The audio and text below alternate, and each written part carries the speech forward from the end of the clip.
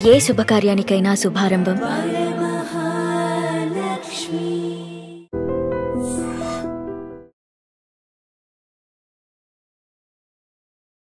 Welcome to I dream. నేను Udayasri. Present మనతో NRI advocate GM Rao garu ఉన్నారు.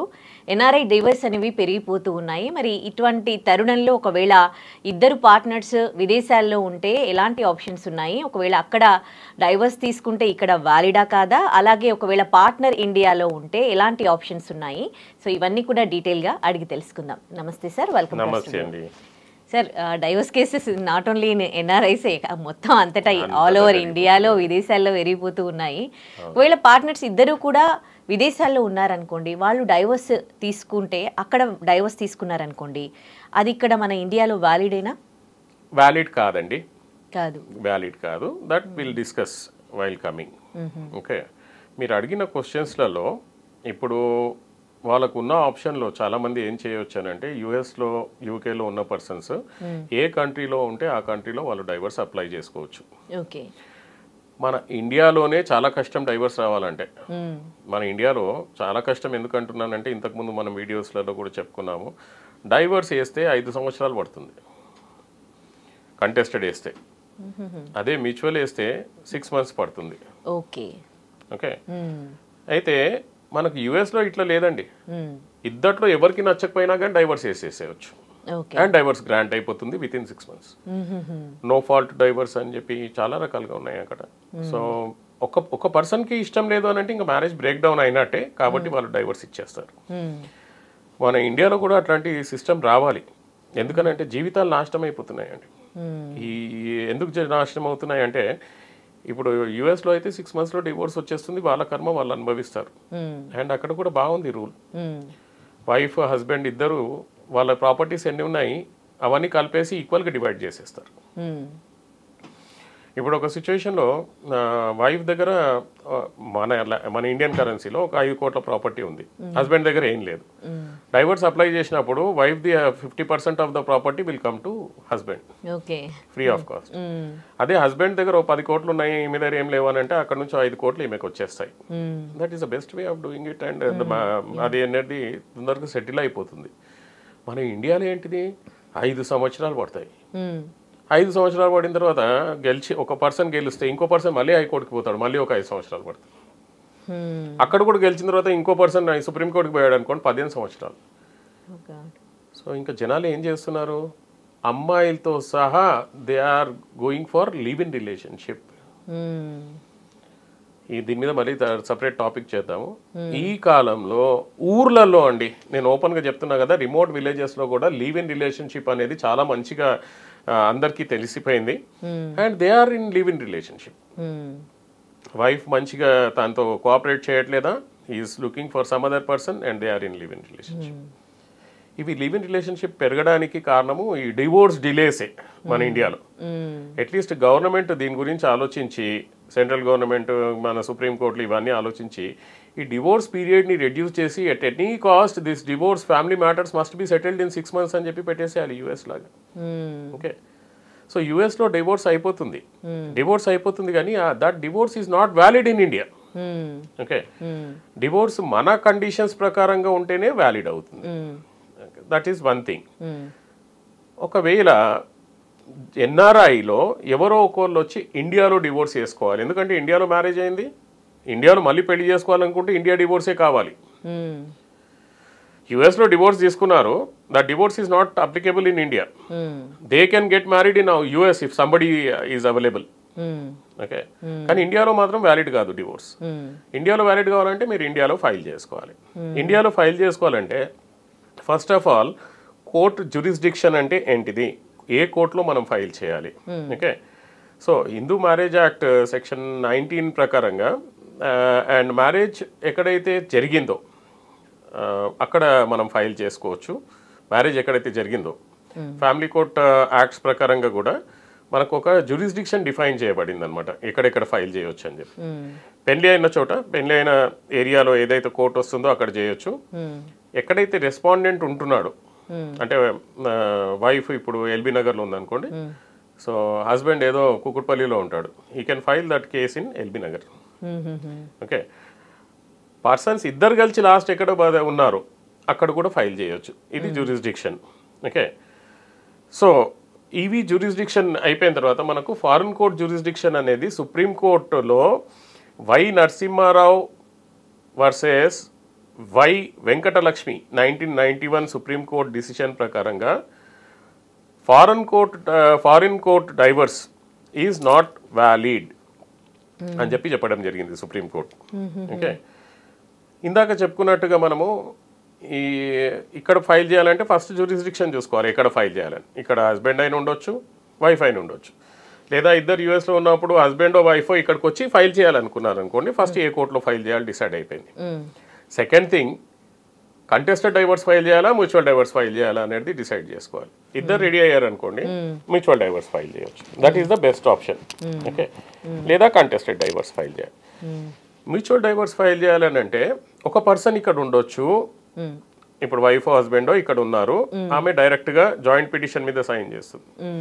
అవే పేపర్స్ అన్ని మనం యుఎస్ కి పంపించి అతని సిగ్నేచర్స్ తీసుకుంటాము. అతని బదులుగా అతనికి ఒక పవర్ ఆఫ్ అటార్నీ అనే పర్సన్ ని పెట్టుకోవాలి. అంటే మీకు అర్థమవుతుందో లేదో, వైఫ్ హస్బెండ్ ఒక పర్సన్ ఉన్నాడండి, ఇద్దరు ఉండాలి యాక్చువల్గా, ఒక పర్సన్ మాత్రం యుఎస్ లో ఉన్నాడు. అట్లాంటి సిచ్యువేషన్ లో he can appoint a power of attorney, వాళ్ళ father no mother no brother no ఎవరో పవర్ ఆఫ్ అటార్నీని అపాయింట్ చేసి he can represent the case. Okay, conversation కూడా మనము we can take the permission from the court to conduct the video conference అనమాట.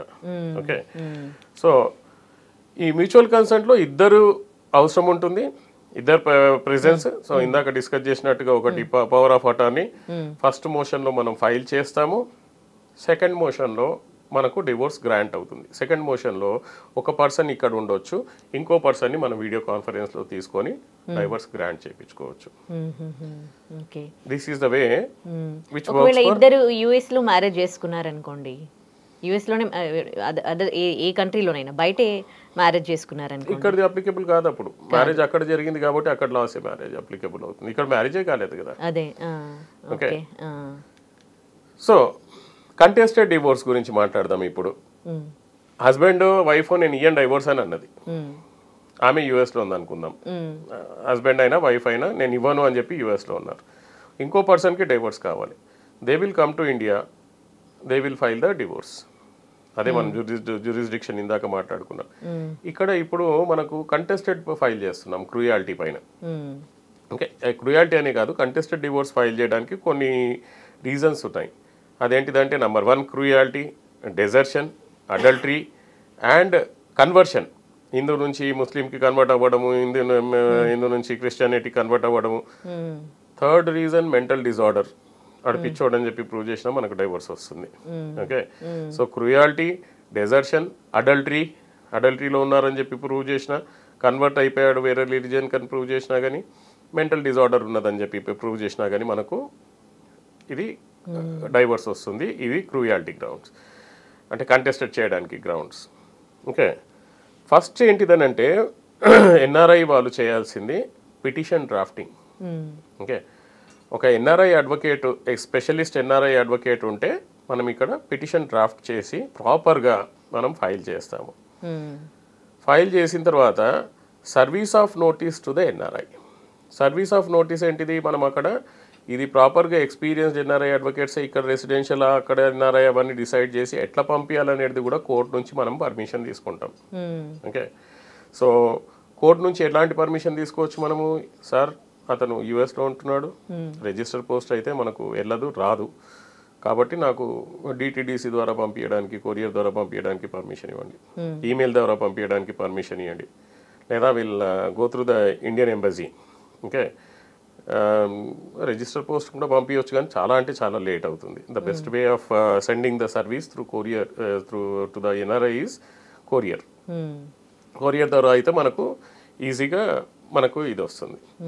Petition file చేసిన తర్వాత opposite party ఒకవేళ receive చేసుకొని అపియర్ అవ్వకపోతే ఎక్స్ పార్టీ డివోర్స్ వచ్చేస్తుంది. అపోజిట్ పార్టీ ఇక్కడ అపియర్ అవ్వకపోతే, రిసీవ్ చేసుకొని అపియర్ అవ్వకపోతే, లేకపోతే రెఫ్యూజ్ చేసినా కానీ ఎక్స్ పార్టీ డివోర్స్ అయిపోతుంది.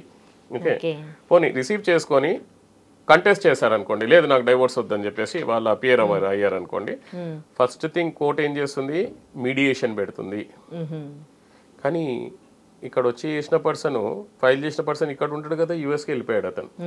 ఓకే, సో అప్పుడు ఏం చేస్తాము, అమ్మాయి సైడ్ నుంచి అడ్వకేటు వాడు వీడియో కాన్ఫరెన్స్ పర్మిషన్కి అప్లై చేసుకుంటాడు, మనం కూడా వీడియో కాన్ఫరెన్స్ పిటిషన్కి అప్లై చేసుకొని ఇద్దరిని వీడియో కాన్ఫరెన్స్లో మీడియేషన్ చేయవచ్చు. Okay, this is the NRI procedure. Okay, so mandatory mediation under section 9 of family courts act అని ఉంటుంది. 3 times మీడియేషన్ చేస్తారు, ఏదైనా కుదురుతుందా లేదా అని చెప్పేసి. కుదిరితే మనకు బెస్ట్, లేదా అందులో కూడా మనం మ్యూచువల్ డైవర్స్ తీసుకుందామంటే అప్పుడప్పుడు మ్యూచువల్ డైవర్స్ కింద కన్వర్ట్ అయిపోతుంది. ఓకే, సో ఈ వీడియో కాన్ఫరెన్స్ అయిపోయిన తర్వాత మళ్ళీ ఎవిడెన్స్ అఫిడేవిట్ అనేది ఉంటుందండి. ఈ ఎవిడెన్స్ అఫిడేవిట్ స్టేజ్ కూడా చాలా ఇంపార్టెంట్. ఇన్ఫ్యాక్ట్ ఎవిడెన్స్ అఫిడేవిట్ అంటే మన అందరికీ అర్థమయ్యే లాంగ్వేజ్లో ఆ నోత్ తీసుకుంటారు, దేవుడి మీద ప్రమాణం చేసి అంతా నిజమే చెప్తాను, నిజం తప్ప ఏమి చెప్పను అని చెప్పేసి ఎవిడెన్స్ ఆన్ తీసుకోవాలి. సో దీనికి వేరే మెథడ్ ఉంది, ఎన్ఆర్ఐస్ పర్పస్. అది ఎక్స్పర్ట్ ఎన్ఆర్ఐ ఇప్పుడు నాలాంటి అడ్వకేట్స్కి మాకు బాగా తెలుసు అవి ఎట్లా చేయాలని చెప్పి. So without his presence also we can go for evidence for the NRIs.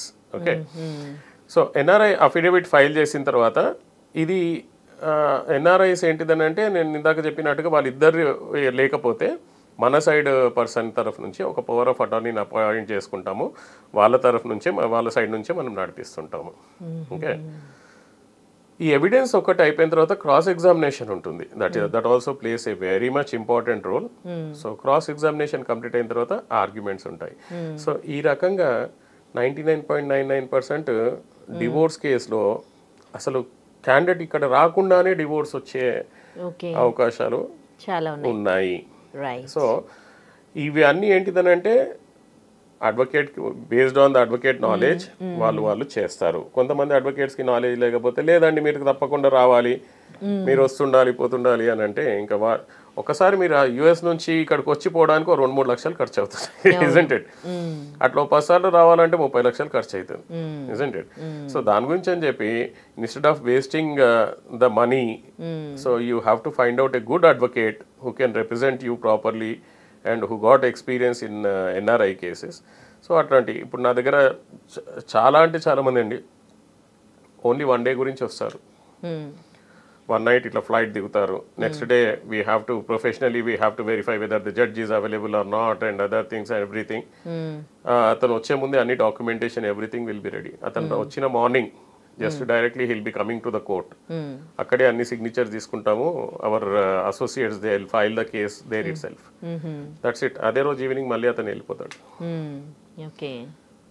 అంటే we will ensure that the petition is perfect. అంటే అది మళ్ళీ రిటర్న్ అవ్వకూడదు. రిటర్న్ అయ్యి దాని లోపల ఏదైనా సిగ్నేచర్ మిస్ అయిందంటే మళ్ళీ వీటి రావాలి అక్కడ నుంచి. So that is the professionalism we maintain in all the courts. So అట్లా 1 day 2 days గురించి వచ్చి ఫైల్ చేసేసి వెళ్ళిపోతుంటారు అనమాట చాలా మంది. ఓకే, సో ఈ ఫ్యామిలీ మ్యాటర్స్లో నేను లాస్ట్గా చెప్పేది ఏంటిదంటే like life is very short.